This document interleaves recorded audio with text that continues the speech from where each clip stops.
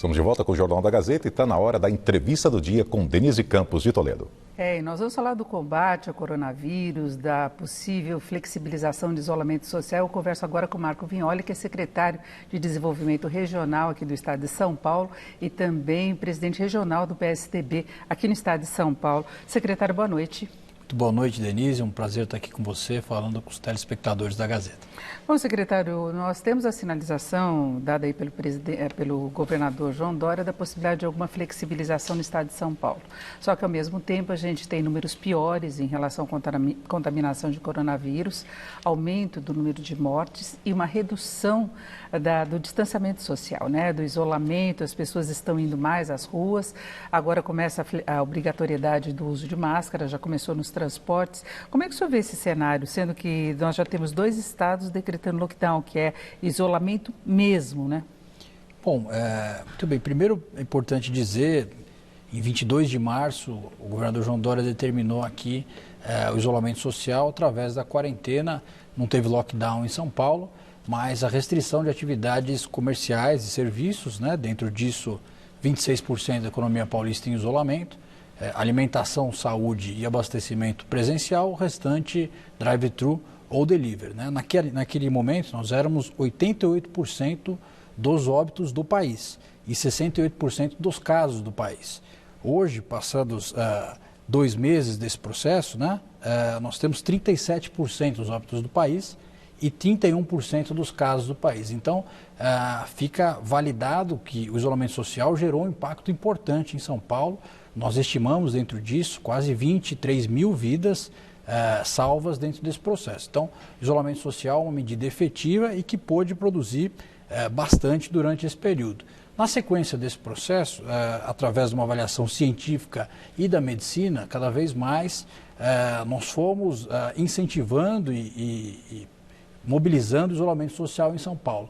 Ocorre que nos últimos 15 dias, Denise, nós tivemos aí uma queda na taxa de isolamento social em todo o estado de São Paulo e de forma mais aguda no interior do estado. E isso, consequentemente, gerou um aumento do número de casos, uma aceleração no contágio do coronavírus em todo o estado de São Paulo.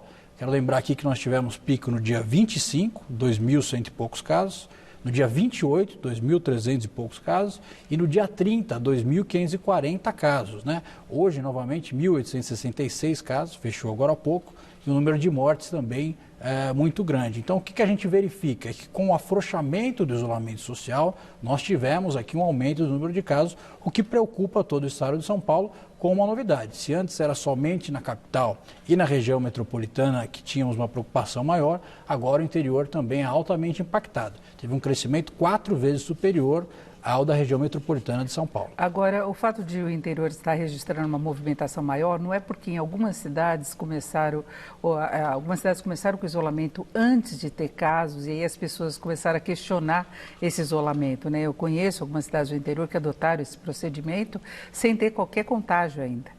Não é? E aí as pessoas começam a falar, olha, não precisa disso e tem uma circulação entre as cidades. No mapeamento aí do estado, qual que é a posição mais grave é a capital, mas e no interior? Bom, você está correta a percepção das pessoas da gravidade, né, da doença, e daí a diferença de uma análise científica, e São Paulo toma todas as suas ações baseadas na ciência, no nosso comitê de contingenciamento, ela determina um intervalo maior para essa avaliação, né? Então, se há 15 dias atrás, muita gente imaginava, poxa, já estamos em uma descendência, ficou comprovado ao longo da semana passada que não, e ao longo do início dessa também, com os números de hoje, que não. Nós estamos ainda em uma aceleração e, portanto, o isolamento social é fundamental. Nós tivemos um impacto grande aqui na região metropolitana de São Paulo. Na sequência, a Baixada Santista nos preocupa muito nesse momento e a região de Campinas também com um crescimento mais agudo.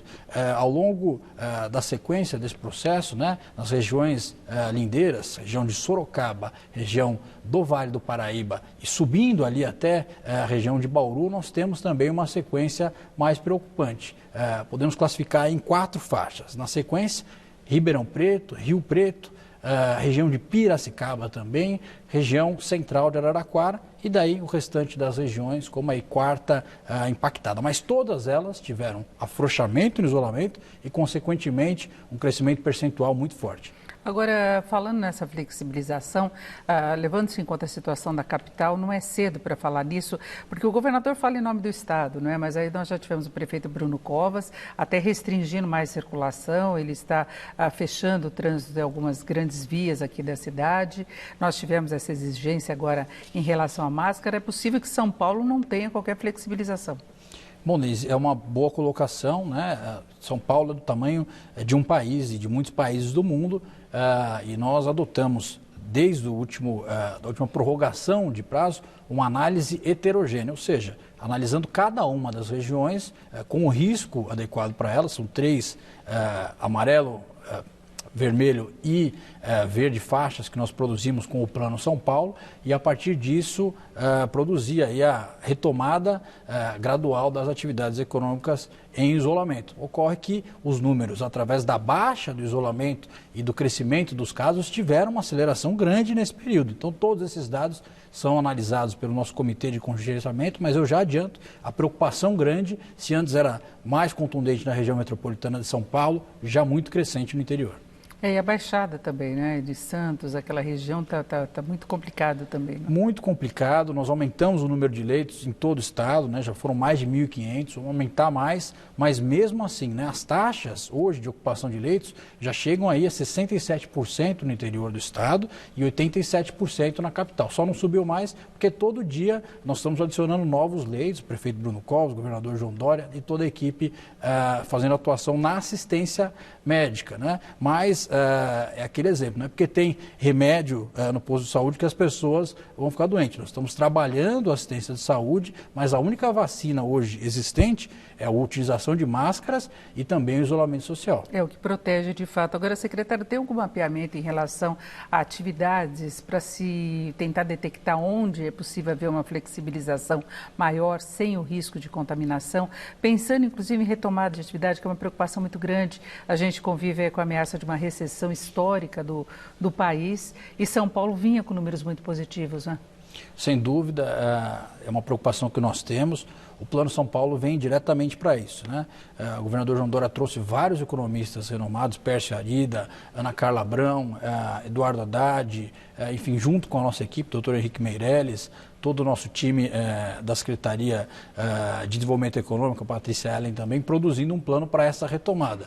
Não é um plano simples e não tem milagre, né? Nós teremos ainda uma volta das atividades comerciais e de serviços, mas uma vida social das pessoas ainda com o médio e longo prazo para que volte ao normal. Nós vamos ter várias mudanças ainda nesse pós-crise relativas a consumo, orientações para que o isolamento social possa permanecer e até que a lei da oferta e demanda volte como era antes, nós ainda temos um longo prazo para percorrer. O Estado de São Paulo está se preparando, tanto em crédito, quanto em incentivos, quanto em outras possibilidades, para que a gente possa fazer uma ponte e ter aí os números da economia crescentes. Agora, como dirigente aqui do PSDB no Estado, o senhor vê alguma possibilidade de as eleições ocorrerem normalmente este ano, que já teve essa discussão?